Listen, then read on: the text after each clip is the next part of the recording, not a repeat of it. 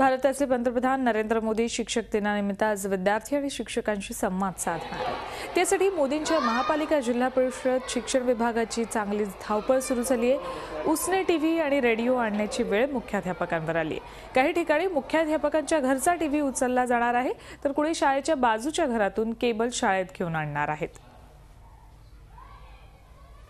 आपल्या भारताचे प्रधानमंत्री नरेंद्र मोदी शिक्षकांना आणि विद्यार्थ्यांना संदेश देणार आहे, या ऐकण्यासाठी आम्ही सगळे उत्सुक आहे। हमारे स्कूल में प्रोजेक्टर पर नरेंद्र मोदी जी का भाषण सुनाया जाएगा और हम सब बच्चे इसके लिए खूप उत्साहित हो रहे। माननीय पंतप्रधानांचं भाषण आपण प्रत्येक विद्यार्थ्यांपर्यंत कसं पोहोचवू यासाठी सगळा आढावा घेऊन प्रोजेक्टर जे आहेत महानगरपालिकेच्या शाळेमध्ये ते किती चालू आहे आणि किती बंद आहे ते बघितलं तर 11चे 11 प्रोजेक्टर चालू आहे।